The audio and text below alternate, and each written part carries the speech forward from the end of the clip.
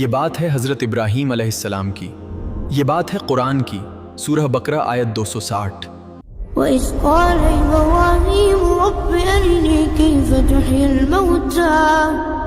اور جب ابراہیم نے اللہ سے عرض کیا کہ اے پروردگار مجھے دکھا کہ تو مردوں کو کیوں کر زندہ کرے گا، اللہ نے فرمایا کیا تم نے اس بات کا یقین نہیں کیا؟ انہوں نے کہا کیوں نہیں، لیکن میں دیکھنا اس لیے چاہتا ہوں کہ میرا دل اطمینان کامل حاصل کر لے۔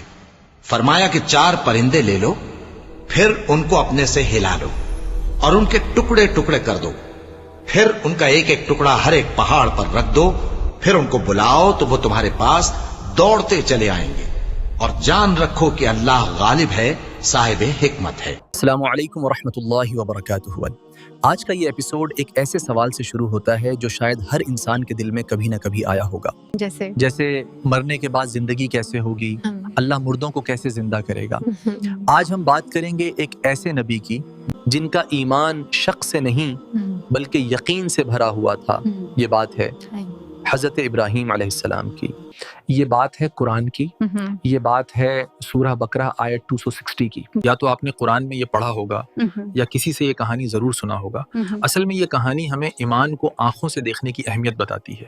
ہاں، اور یہ بات بہت اہم ہے کہ ابراہیم علیہ السلام کا سوال کسی شخص سے پیدا نہیں ہوا تھا، اصل میں یہ سوال تھا دل کے اور زیادہ سکون کا۔ ہاں، قرآن ہمیں بتاتا ہے کہ ایک رات حضرت ابراہیم علیہ السلام تنہائی میں تھے۔ وہ وہی ابراہیم تھے جنہوں نے بتوں کو توڑا، وہ وہی ابراہیم تھے جو آگ میں ڈالے گئے لیکن آگ ٹھنڈی ہو گئی، یعنی ایمان میں کوئی کمی نہیں تھی۔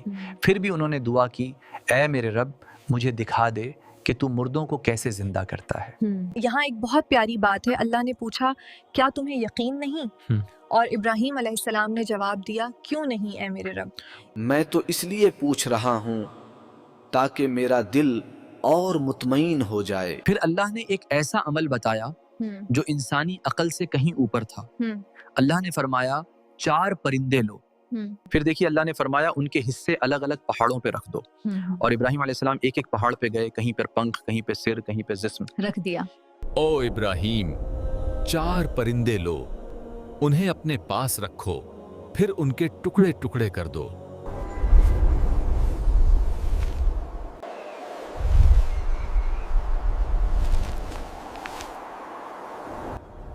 اور پھر سب سے حیرت انگیز لمحہ آیا، اللہ نے کہا اب انہیں پکارو۔ اب انہیں پکارو۔ ابراہیم علیہ السلام نے آواز دی اور تبھی ہوا میں حرکت ہوئی۔ اللہ کے حکم سے میرے پاس آ جاؤ۔ ہر ٹکڑا دوسرے ٹکڑے کی طرف بڑھنے لگا، پنکھ اڑتے ہوئے آئے، جسم جڑتے گئے، اور دیکھتے ہی دیکھتے 4 پرندے پورے کے پورے زندہ کھڑے تھے۔